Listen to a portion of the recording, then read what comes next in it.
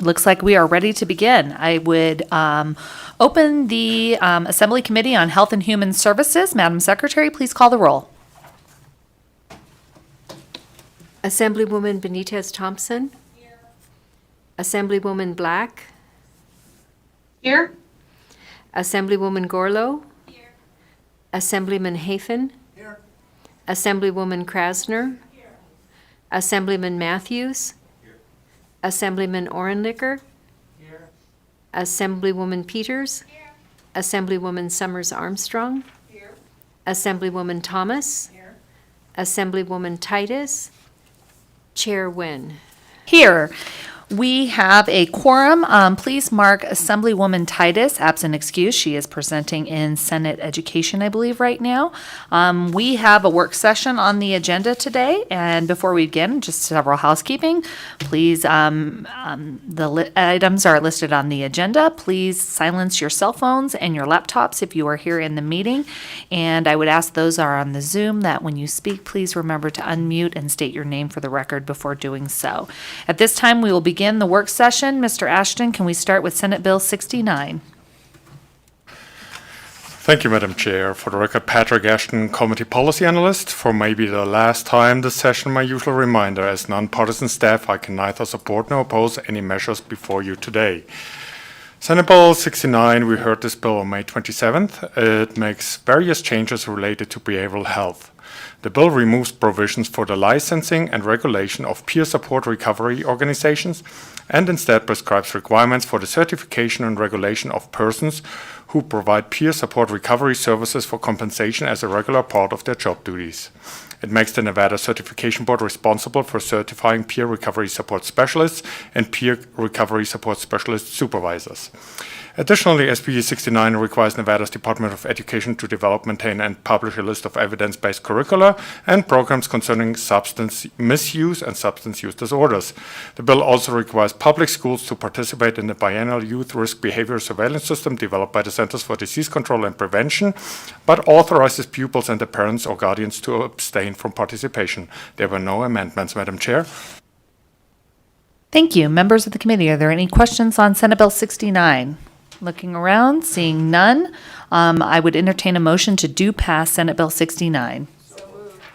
I have a motion from Assemblyman Matthews and a second by Assemblywoman Summers Armstrong. Are there any comments on the motion? Looking around, seeing none, all those in favor say aye. Aye. All those opposed say nay. That passes unanimously. At this point, I will assign the floor statement to Assemblywoman Gorlow. Next, moving on to a work session on Senate Bill 70. Mr. Ashton. Thank you, Madam Chair. For the record, Patrick Ashton, Committee Policy Analyst. SB 70, we heard this bill on May 24th. It revises various laws related to mental health. It prescribes separate processes for the detention and release of a person on a mental health crisis hold and the emergency admission of such a person. In addition, the bill prescribes various processes and criteria related to assisted outpatient treatment. The bill makes various changes related to conditional release and requires DPPH and the Office of the Attorney General to approve all forms of detainment, evaluation, treatment, and conditional release of any consumer in a mental health facility or a program of assisted outpatient treatment.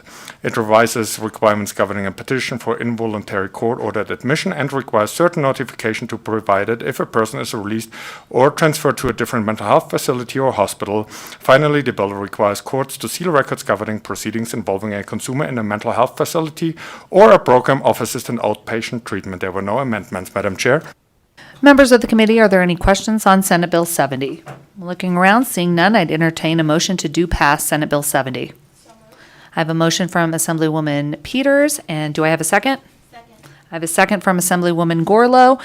Any question or any comments on the motion? I'm looking around, seeing none. All those in favor say aye. Aye. Aye. All those opposed say nay. It passes unanimously. I will assign that floor statement to Assemblywoman Titus. Next, moving on to Senate Bill 158. Mr. Ashton. Thank you, Madam Chair. For the record, Patrick Ashton, Committee Policy Analyst. Senate Bill 158, which we heard on May 24th, revises the conditions that must be met for the relative of a child to receive assistance through the Kinship Guardianship Assistance Program to include determination by a child welfare agency that returning home or adoption are not appropriate permanency options for the child. There were no amendments, Madam Chair. Members of the committee, are there any questions on Senate Bill 158? Looking around, seeing none, I would entertain a motion to do pass. I have a motion from Assemblywoman Summers Armstrong. Do I have a second? Second from Vice Chair Peters. Are there any comments on the motion? Seeing none, all those in favor say aye. Aye. All those opposed say nay. Aye. It passes unanimously. I will assign that floor statement to Assemblywoman Summers Armstrong. Next, if we can move on to Senate Bill 175, Mr. Ashton. Thank you, Madam Chair. For the record, Patrick Ashton, Committee Policy Analyst. Senate Bill 175, which we heard on May 24th, requires the state's chief medical officer to establish and maintain a system for the reporting of information on lupus and its variants. Hospitals, medical laboratories, certain other facilities, and healthcare providers must report certain information about each case of lupus and its variants diagnosed or treated as prescribed by the State Board of Health. In addition, the chief administrative officer of each healthcare facility in Nevada must make the facility's records for each case of lupus available for abstraction by DPPH. The division must publish certain reports based on information received, and it must apply for gifts, grants, and donations to carry out the program, coordinate with related state programs, pay for research, and provide education and support related to lupus and its variants. The bill also appropriates certain funds from the State General Fund. There were no amendments, Madam Chair. Thank you. Do I have any questions from members of the committee? Looking around, seeing none, I'd entertain a motion to do pass Senate Bill 175. Do I have a motion? I have a motion from Assemblywoman Peters. Do I have a second? Second from Assemblywoman Summers Armstrong. Do we have any comments on the motion? Seeing none, all those in favor say aye. Aye. All those opposed say nay. I have one nay. I have two nays, Assemblyman Matthews and Assemblywoman Black. The motion carries. I will sign that floor statement to Assemblywoman Thomas. Next, moving on to Senate Bill 211, Mr. Ashton. Thank you, Madam Chair. For the record, Patrick Ashton, Committee Policy Analyst. Senate Bill 211, which we heard on May 27, requires certain healthcare providers or hospitals that provide emergency services or primary care to patients who are 15 years of age or older to consult with such patients to determine whether they wish to be tested for sexually transmitted diseases and to determine which tests, if any, are medically indicated. Hospitals and healthcare providers must test patients who wish to be tested or help them obtain a test, with certain exceptions. The bill also requires the State Board of Health to adopt regulations to ensure any test is medically indicated and that communications regarding testing are made in a culturally competent manner and, to the extent practicable, in a language easily understood by the patient. Healthcare providers who fail to comply with the bill's requirements are subject to professional discipline. Senate Bill 211 also makes certain general fund appropriations. There were no amendments, Madam Chair. Thank you. At this time, are there any questions from committee members? Looking around, seeing none, I'd entertain a motion to do pass Senate Bill 211. I have a motion from Assemblywoman Peters. Do I have a second from Assemblyman Ornlicker? Do we have any comments on the motion? Looking around, seeing none, all those in favor say aye. Aye. All those opposed say nay. I have a nay from Nay. Assemblyman Matthews, and I have a nay from Assemblywoman Black. The motion carries. I will sign that floor statement to Assemblywoman Peters. Next, moving on to Senate Bill 318, Mr. Ashton. Thank you, Madam Chair. For the record, Patrick Ashton, Committee Policy Analyst. Senate Bill 318 requires DPPH and district health departments to take reasonable measures to ensure that people with limited English proficiency have meaningful and timely access to services to restrain the spread of COVID-19. The division and district health departments must research and apply for available federal and private funding that could be used to support these activities. In addition, SB 318 requires each agency in the executive department of the state government to develop and biannually update language access plan that includes information related to existing services available to individuals with limited English proficiency and recommendations for meeting the need for such services among those served by the agency. There were no amendments, Madam Chair. Thank you. Members of the committee, are there any questions on Senate Bill 318? Seeing none, I'd entertain a motion to do pass Senate Bill 318. I have a motion from Assemblywoman Peters. Do I have a second? Second from Assemblywoman Gorlow. Do we have any comments on the motion? Seeing none, all those in favor say aye. Aye. All those opposed say nay. I have a nay Nay. from Assemblyman Matthews and a nay from Assemblywoman Black. The motion carries. I will sign that floor statement to Assemblywoman Gorlow. Next, we'll move to our last item on the work session document, Senate Bill 456. Mr. Ashton. Thank you, Madam Chair. For the record, Patrick Ashton, Committee Policy Analyst.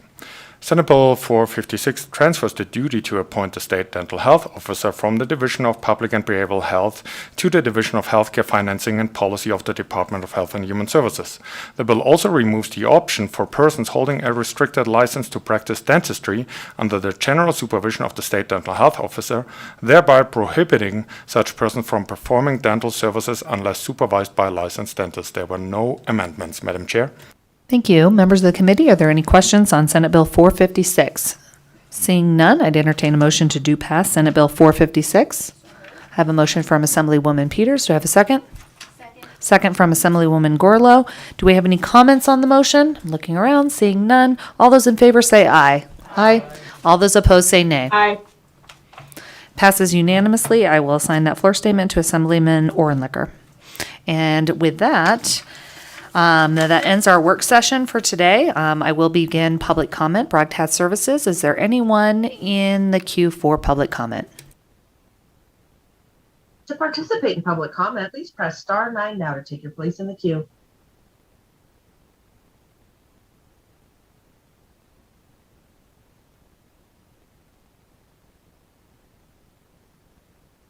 Chair, the public line is open and working, but nobody wishes to participate at this time.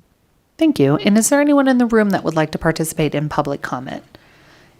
Seeing no one coming up to the table at this time, I will close public comment. And this concludes probably our final meeting for Assembly HHS, although we do have a couple of agendized potential meetings, and you never know what's going to happen in the last 3 days. But it has been a pleasure. And with that, meeting adjourned.